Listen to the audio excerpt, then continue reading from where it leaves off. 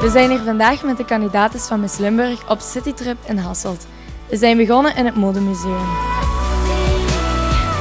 Ik vind het heel interessant om te zien alle kleedjes vanaf het begin van de jaren 20 tot nu. Ik vond het super interessant vandaag. Gewoon alle kleren zien van vroeger. Ik zou het heel gek vinden om zo rond te lopen, want de meeste kleren vond ik toch niet zo super.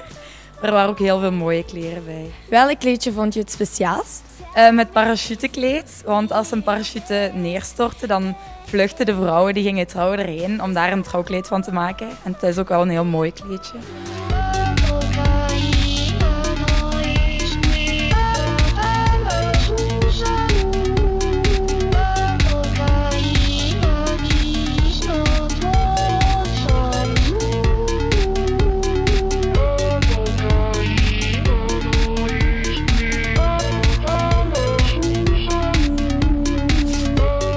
Lopen ze gemakkelijk?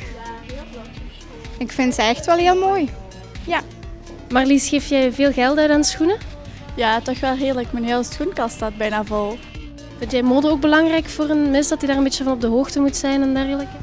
Ja, ik vind toch wel dat je er goed uit moet zien. En het is toch altijd handig als je een beetje van mode kent en zo, denk ik. Als meisje. Ja, dat is waar.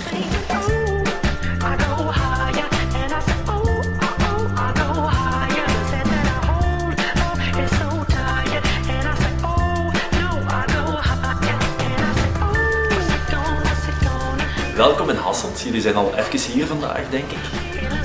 Kelly, kun jij even verduidelijken welke activiteiten we nog op de planning hebben staan?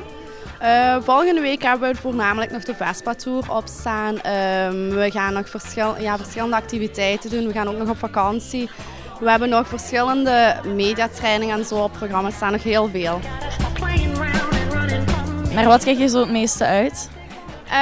Naar de reis toch wel. Ja, het gaat echt wel heel fijn worden, want we hebben echt wel een hechte groep en ja, iets leuks van maken.